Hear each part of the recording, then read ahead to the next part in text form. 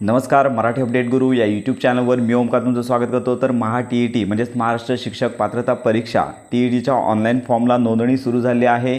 तर यामध्ये अनेक विद्यार्थ्यांचा संभ्रम आहे की अनेक विद्यार्थी डी-एड आणि बी-एडच्या अंतिम वर्षामध्ये शिकत आहेत किंवा ज्यांनी नुकतंच ॲडमिशन घेतलेलं आहे, तर असे विद्यार्थी सदरच्या परीक्षेकरता अर्ज करू शकतात का? तर यासारखे प्रश्न आपल्या यूट्यूब चॅनलवरती, व्हॉट्सअप ग्रुपवरती, टेलिग्राम चॅनलवरती प्राप्त होत आहेत। तर या संदर्भात आज आपण माहितीशीर व्हिडिओ आपण घेऊन येत आहोत। तर यामध्ये सगळ्यात महत्त्वाची बाब म्हणजे टी-ई-टी परीक्षा म्हणजे शिक्षक पात्रता परीक्षा आहे। तर या परीक्षेकरता डी-एड आणि बी-एड या दोघांपैकी एक परीक्षा उत्तीर्ण असणे गरजेचं आहे। सगळ्यात महत्त्वाची बाब म्हणजे टी-ई-टीचे दोन पेपर असतात। पहिला पेपर म्हणजे इयत्ता 1ली ते 5वी पर्यंत ज्या विद्यार्थ्यांनी डी-एड पूर्ण केले आहे असे विद्यार्थी या पहिल्या पेपरसाठी अर्ज करू शकतात आणि याचबरोबर जे विद्यार्थी डी-एडच्या अंतिम वर्षामध्ये आहेत असे देखील विद्यार्थी या टी-ई-टी पेपरकरता पहिल्या पेपरकरता अर्ज करू शकतात। तर इथे लास्ट इयर ॲपियर अशा प्रकारचा ऑप्शन त्या टी-ई-टी फॉर्ममध्ये आहे। तर हे विद्यार्थी देखील सदरच्या टी-ई-टी परीक्षेकरता प्रविष्ट होऊ शकतात। आणि दुसरा पेपर आहे तर याकरता 6वी ते 8वीच्या वर्गांसाठीचा आहे। तर यासाठी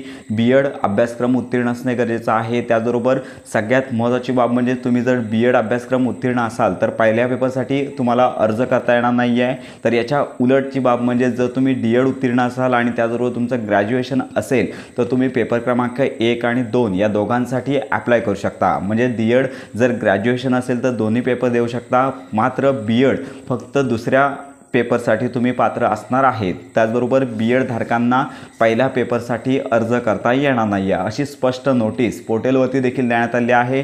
तर अशा प्रकारे जे विद्यार्थी बी-एडच्या अंतिम वर्षामध्ये देखील शिकत आहेत असे विद्यार्थी देखील या दुसऱ्या पेपरकरता अर्ज करू शकतात। आणि जे विद्यार्थी प्रथम वर्षामध्ये नुकतंच ॲडमिशन घेतलेलं आहे, प्रथम वर्षामध्ये शिकत आहेत अशा विद्यार्थ्यांना मात्र ही शिक्षक पात्रता परीक्षा देता येणार नाही आहे। तर अशा प्रकारे ही माहिती नक्कीच उपयुक्त तुम्हाला ठरेल। त्यामुळे ही महत्त्वाची माहिती इतरांपर्यंत नक्की शेअर करा। महा-टी-ई-टी संदर्भात जर काही तुमच्या शंका असतील तर आपल्या व्हिडिओच्या कमेंट बॉक्समध्ये नक्की कळवा। व्हॉट्सअप ग्रुप, टेलिग्राम चॅनलवरती देखील तुम्ही आमच्याजवळ संपर्क साधू शकता। तर अर्ज कसा करायचा या संदर्भातला माहिती व्हिडिओ यापूर्वीच आपल्या चॅनलवर अपलोड करण्यात आला आहे। त्यामुळे ही महत्त्वाची माहिती इतरांपर्यंत नक्की शेअर करा।